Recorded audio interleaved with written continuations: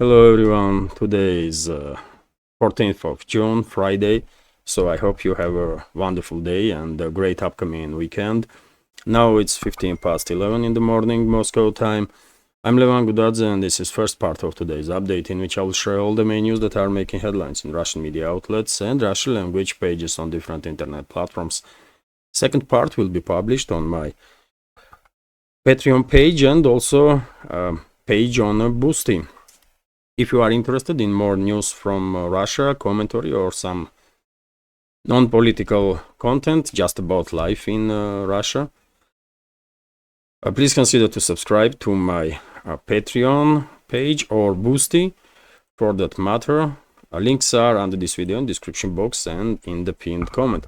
And that's been said, let's talk about news now. And first of all, short summary of the situation on Ukrainian battlefield. According to reports from number of sources, there was no crucial changes on any of the directions, with possibly one exception, which is Avdiivka sector, where Russian forces established full control over the settlement of Novopokrovskoye, this one here.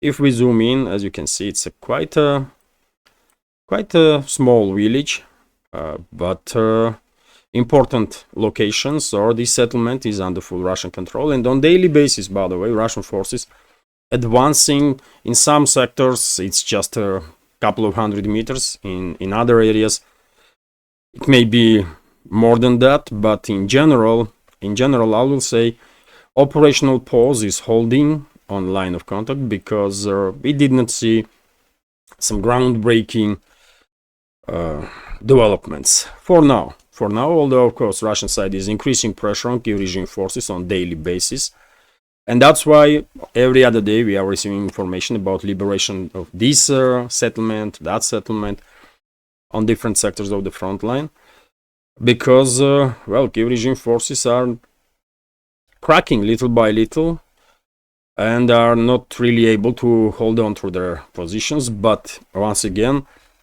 when it comes to decisive actions from Russian side, we should expect this large-scale decisive operations only after Kiev regime forces will finally collapse, and every other day we are getting closer to that point. Let's talk about some other news now. And RIA Novosti's report here that during the night time and the early hours of this morning, Russian air defense systems shut down 87 drones, 87 Ukrainian drones over the 6 Russian regions, and well, 80, no, not 80, but 70 of these 87 drones were intercepted in Rostov region. This was a large-scale, maybe largest in a scale attempt of Kiev regime to strike in Rostov region. At this point, we have no reports about casualties on the ground or damage. If any updates on this during the day, of course, I will share additional information on my Telegram channel. And by the way, if you have a Telegram, subscribe to my channel also if you can. And we will have some additional line of communication. I'm trying to keep my channel updated, and I'm sharing like every day like few dozens of interesting, in my opinion, news, some videos also. So yes, 70 drones were destroyed over the Rostov region, 6 drones over the Kursk region and Voronezh region, 2 drones over the Belgorod, and also 1 drone over the Crimea. So large scale attempt from Kiev regime to strike deep inside Russian territory with the drones, but yet again 87 of them at least were intercepted. Also interesting news that from Lenta.ru, that according to Russian Defense Ministry, Russian tactical nuclear warheads being deployed to airfields and field storage points during this second stage of military exercises that are conducted in Russia and also in Belarus. It's a combined military exercises. In this second stage of exercises, when it comes to usage of non-strategical nuclear weapons. So, well, these exercises definitely are becoming something more and more interesting. Let's say this way. I'm not quite sure it's real nuclear weapons that were deployed, or just mock-ups to conduct training itself. I guess this is classified information, but I would not be surprised at all if real tactical nukes being deployed to these airfields and field housing, field storage. Anyways, let's continue. TASS News Agency's report here that Germany stating that they are unable to transfer any more Patriot batteries to Kiev regime. This was stated by Boris Pistorius, defense minister of Germany. Also, by the way, Poland is refusing to transfer its air defense systems once again, and it's not just Germany and Poland, but according to this news from Vzglad media outlet, Pentagon has no plans to deploy its US Patriot batteries from Poland to Ukraine. Earlier there was reports that US plans to transfer additional Patriot batteries to Kiev regime, but maybe they conducted some counting of their batteries and made decision not to transfer no Patriot batteries. Probably they know once these batteries arrived in Ukraine, it will take a day or two and they are destroyed. And each battery, by the way, costs about $1 billion. So who knows? Anyways, Vzglad newspaper also reports that according to head of Pentagon Lloyd Austin, NATO, since the beginning of their special military operation, transferred to Kiev regime weapons for $98 billion. So, quite significant number. I guess this number is a conservative estimation. I will say probably real estimation of the weapons, real cost of the weapons are much higher. But well, at least officially, that's what Lloyd Austin is saying, that since the 2022, Kiev regime received weapons worth 98 billion. Also, Lloyd Austin, by the way, stated that US did not give Kiev regime permission to strike deep inside Russian territory with the US weapons. Very strange statement from Austin, especially because US officials already stated a couple of times. Recently it was Jake Sullivan, isn't it? And Biden himself spoke about this while he was visiting France during that D-Day celebration.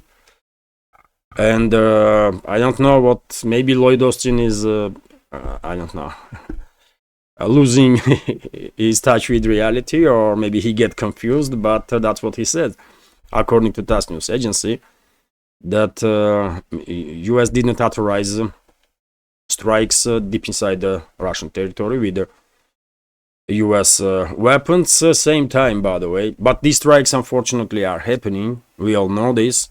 There are video and photo confirmations that HIMARS MLRS systems were used by US military personnel, by the way, not Ukrainian, but US military personnel that are in charge of those MLRS systems.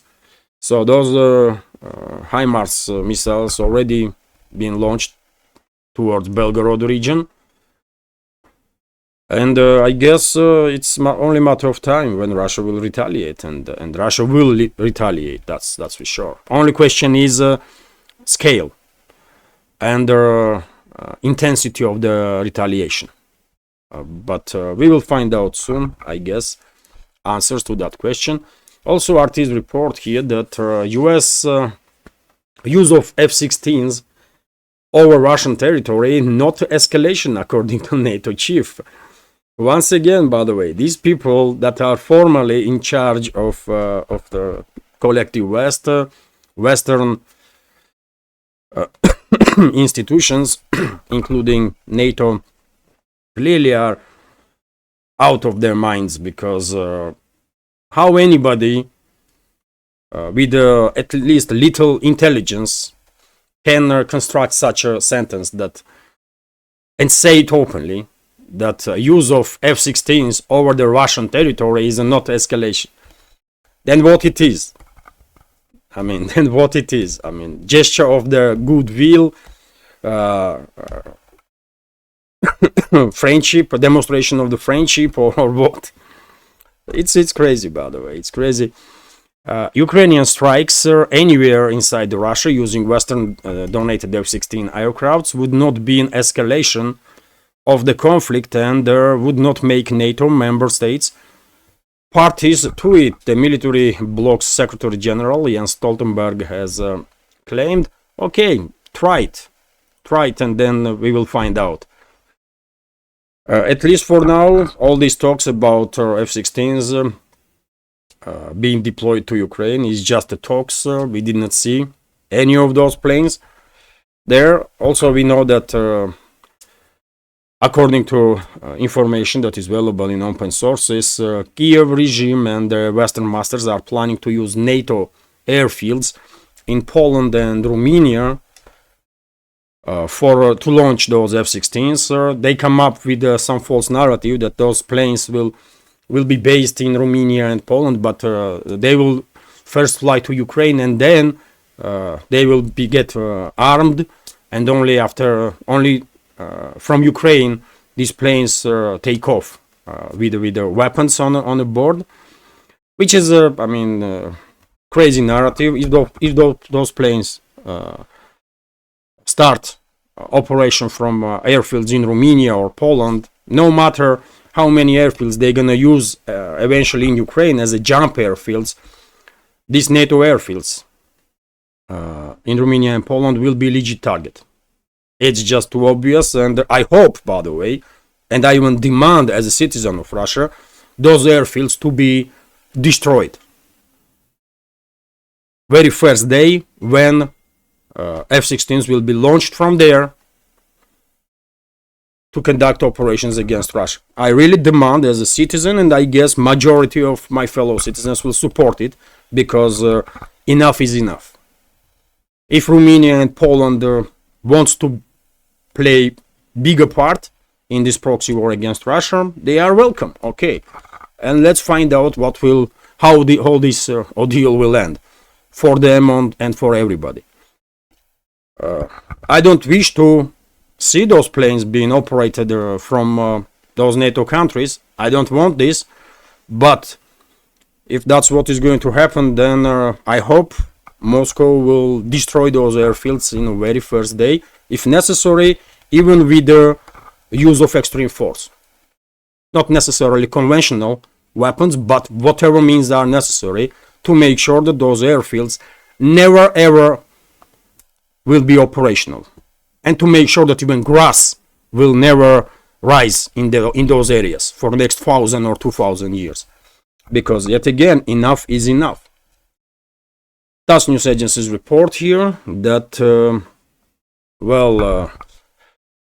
Georgian National Legion, that is fighting for Kiev regime and operates under umbrella of Ukraine's military intelligence, or main intelligence directorate of Ukraine's defense ministry, being recognized in Russia as a terrorist organization. And all the members of this group should know that from now on they are legit targets for Russian counter-terrorist operations all around the planet. So they are marked forever.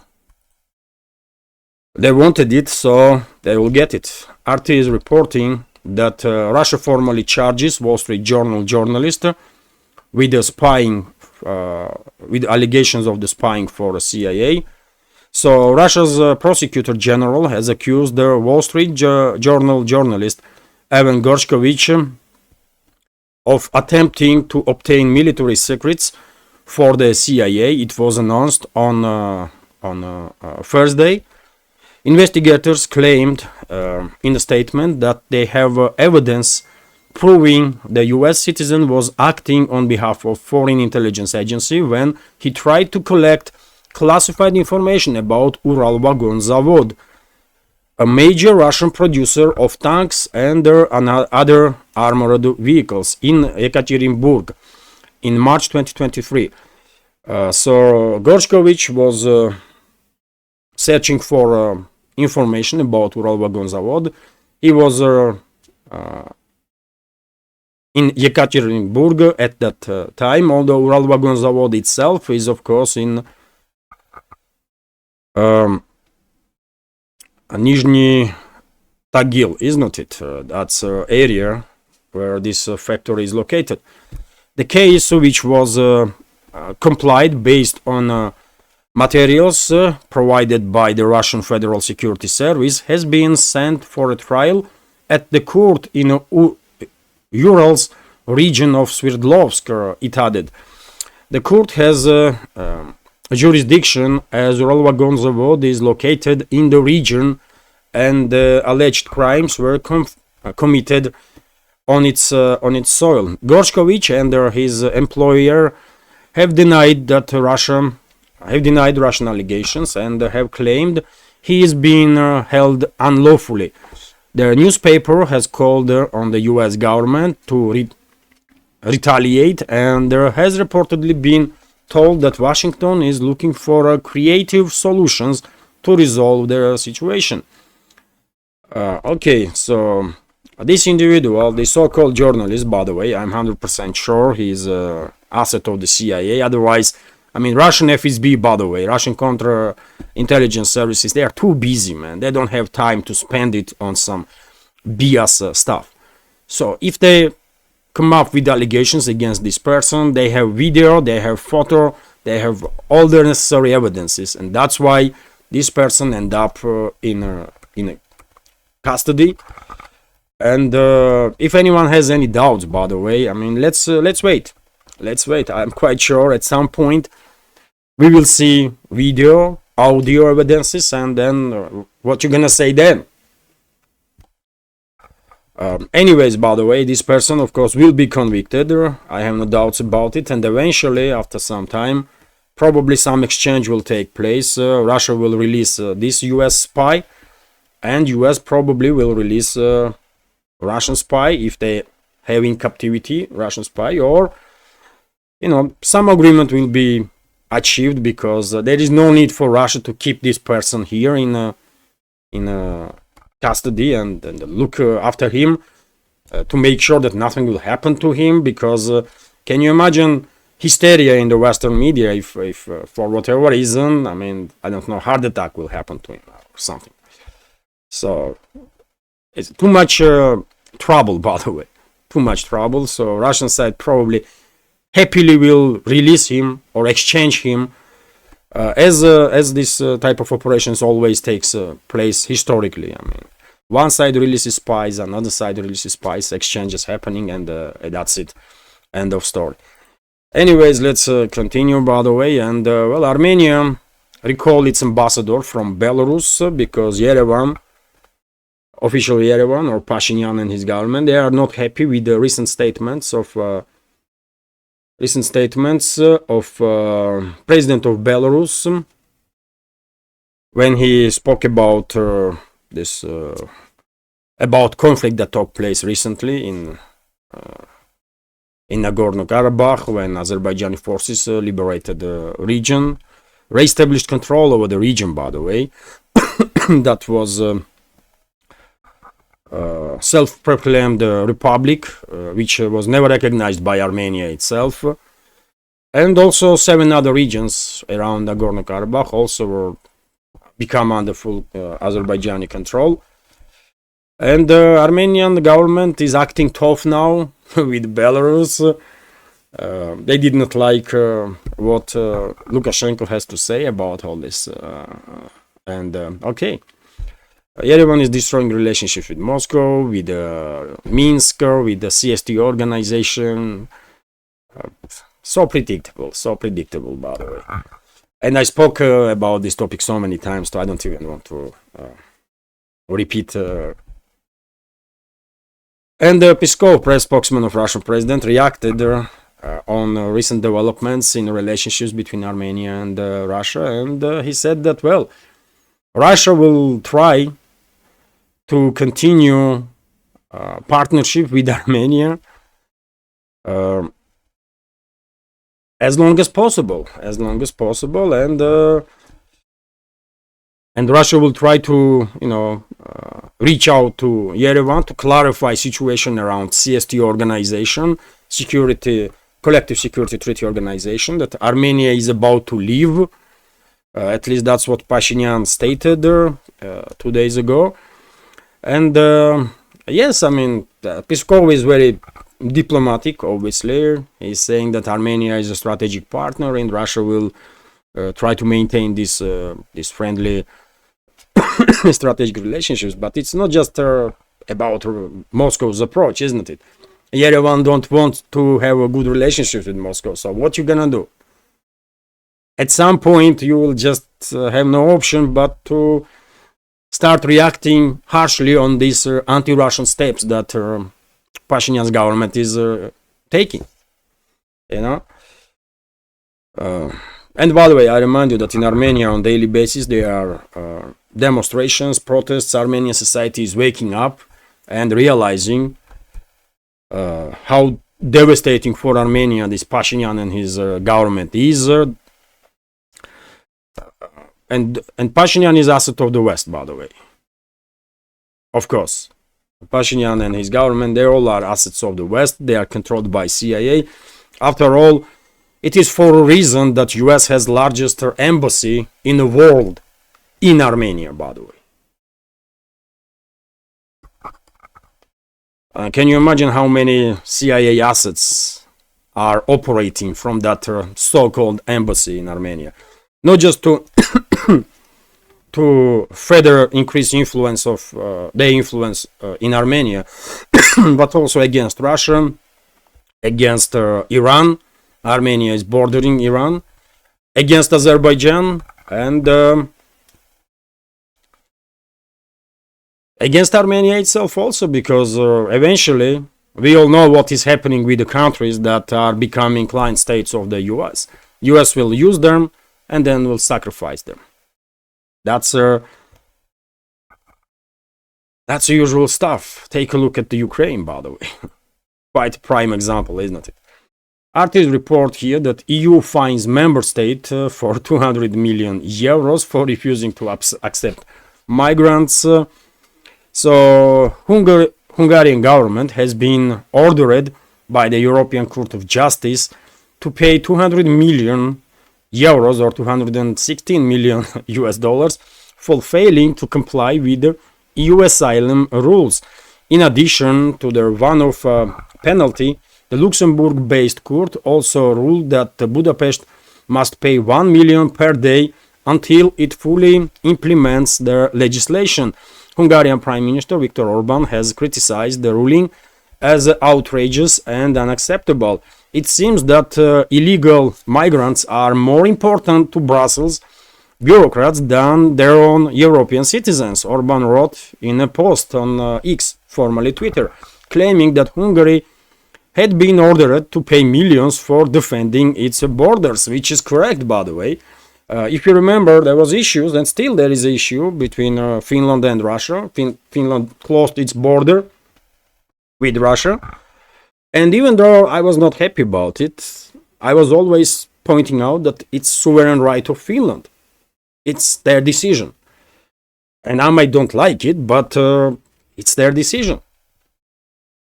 They have every right to close border with any side they want, and they decided to close border with Russia because citizens of some third countries were using Russia as a transit country to then get to Finland, enter Finland and apply for asylum and stay in Finland, or move from Finland into other countries in Europe.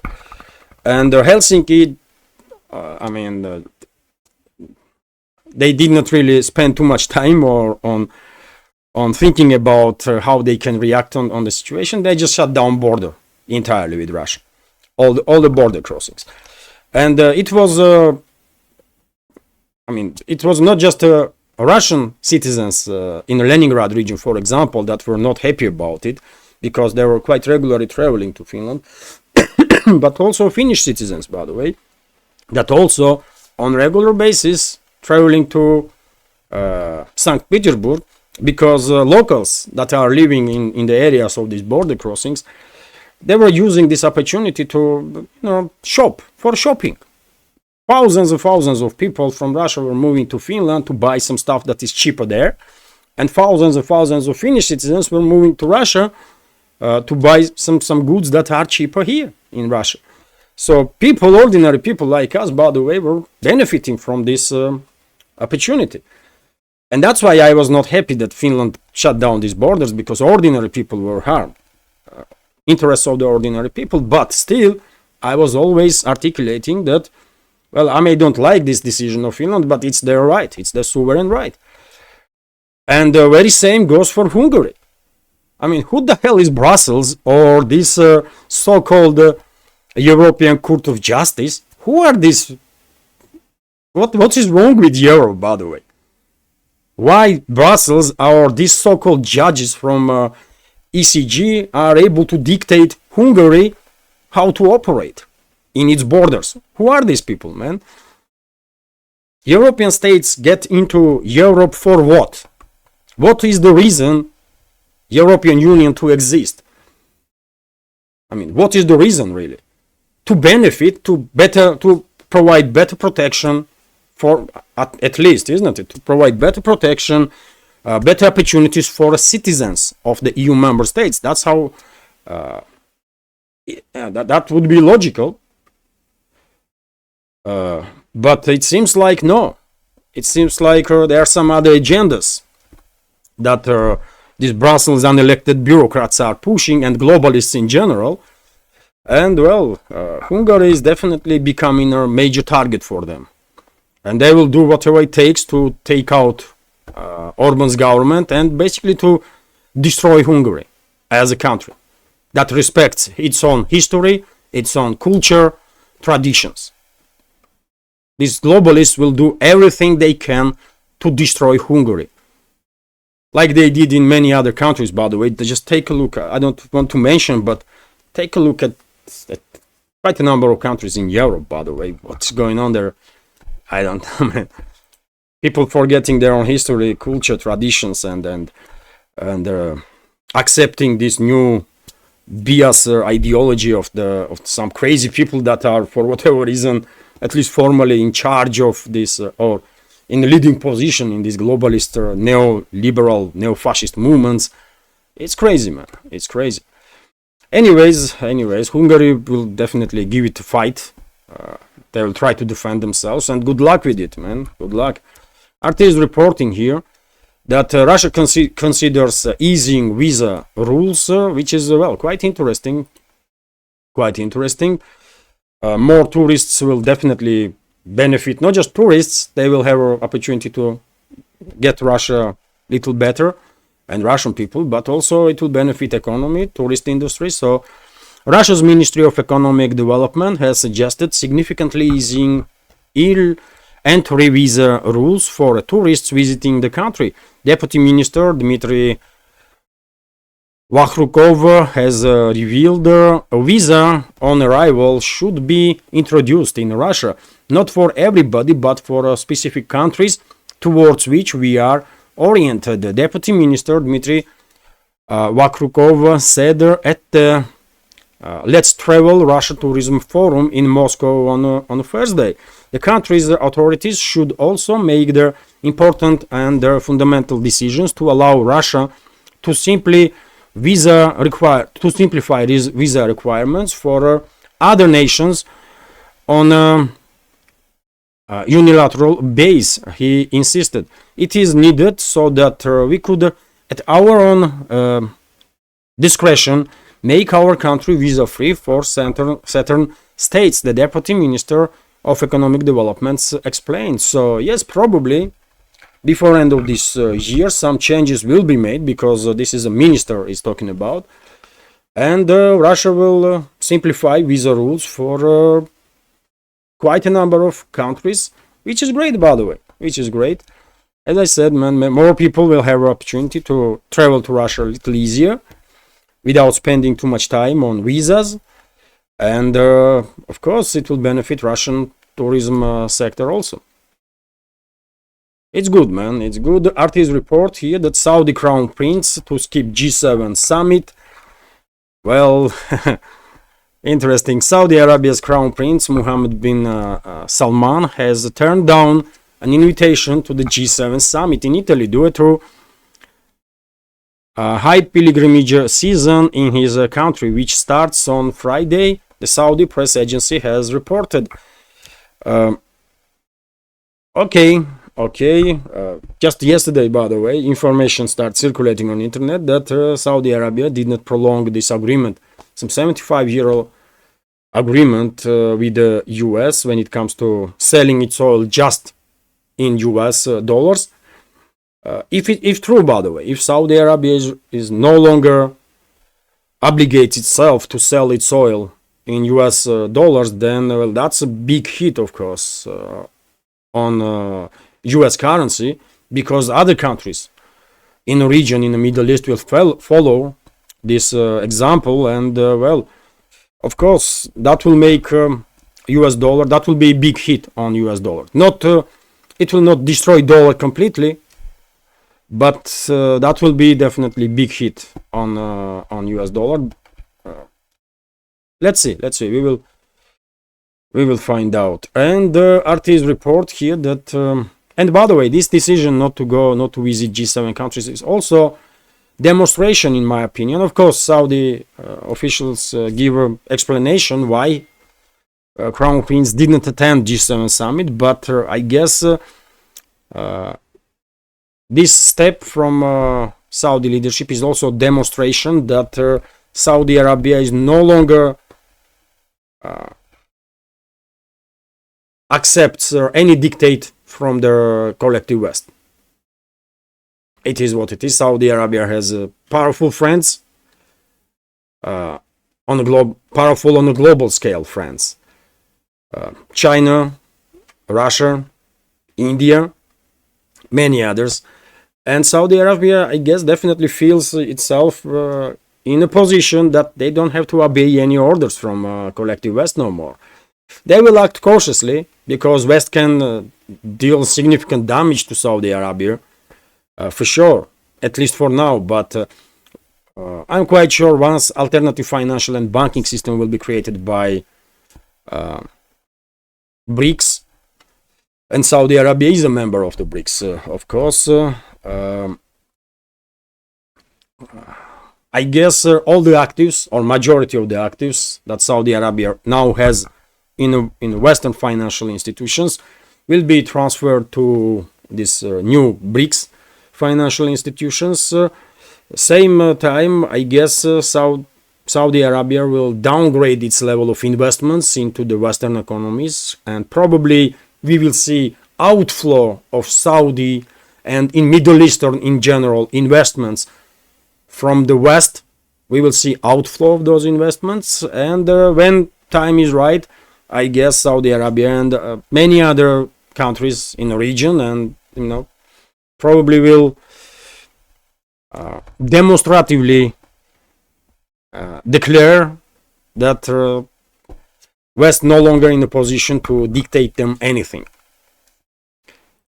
They will demonstratively declare the independence, I mean, if I may say this way, because that will be in declaration of the independence, because we all know that these regional countries, by the way, Saudi Arabia, Bahrain, Qatar, Jordan, Kuwait, even Iraq, by the way, are under heavy grip of the US still, and the collective West in general. But they will get to the point when they will get free. I'm quite sure about it. Although formally, of course, all of them are sovereign independent states. Anyways, let's continue. RT is reporting that yuan to replace dollar as Russia's main foreign currency. Also interesting news. This is according to Central Bank of Russia. So let's go through it. The Chinese yuan ruble exchange rate will now set the trajectory for other currency pairs on the Moscow exchange, including for the euro and the dollar. The Bank of Russia, or Russia's central bank, announced on Thursday. The statement comes as the latest round of US sanctions prompted the Moscow's exchange on Wednesday to suspend trading in dollars and euros. The UK followed Washington as a lead and on Thursday and also introduced restrictions against the Russian financial system. Transactions in US dollars and euros will continue on their over-the-counter market. The yuan ruble exchange rate will become a reference point for market participants. The share of the yuan in Moscow exchange trading in May was 54%. The Bank of Russia said thus the yuan has already become the main currency in exchange trading. So yes, by the way, clearly one more demonstration that Western ruling elites are shooting themselves in the feet with these crazy steps, by the way, and with this constant escalation with Russia, including in terms of sanctions. They imposed sanctions on Moscow exchange, and well, what Moscow exchange did, they are gonna focus now on yuan. So Chinese yuan gonna become a more important currency, not just in Russia but worldwide, because after all we are talking about Moscow exchange. It's a Russia's financial institution, and Russia, like it or not, I can understand that West, many people in the West may don't like it, but Russia is one of the major economies in this world, by the way. By PPP, purchasing power parity, Russia is the fourth economy in the world. So that means something. And all this, by the way, because of the crazy policies of the West. Because of the crazy policies of the West. They are destroying dollar, destroying Western economies, trust to the Western financial and banking system, and simultaneously they clearly are pushing rest of the world to get united, to create alternative financial and banking system, to come up with their alternative world reserve currency. And by the way, I get feeling that maybe Chinese yuan will become a world reserve currency. It seems like that. So let's see, or maybe BRICS will create something else. I don't know, but yuan is definitely in a position to challenge US dollar. That's for sure. So once again, demonstration of how stupid Western ruling class really is. And dear friends, if I may, I will end this first part of today's update on this news. Hopefully you will find this update interesting, informative, and if so, please click that like button and leave some commentary. Just about anything. YouTube's algorithm is become extremely aggressive once again. It crushes my videos. I guess the vast majority of members of our community are not receiving notifications about updates on the channel, and videos are not shown in recommendations, but we can at least try to influence algorithm, and the only way we can is likes and comments. And also, by the way, if you can, please share information about my channel with your friends in real life and through platforms that you are actively using. That's been said, well, of course, if you find this channel interesting, useful, informative, and if you think this channel deserves to exist, please consider to support my work with small donations through PayPal, Boosty, or by subscribing to my Patreon page. All the links under this video in the description box and in the pinned comment. This is it for now. Have a great day, and once again, I wish you a wonderful upcoming weekend. Bye for now.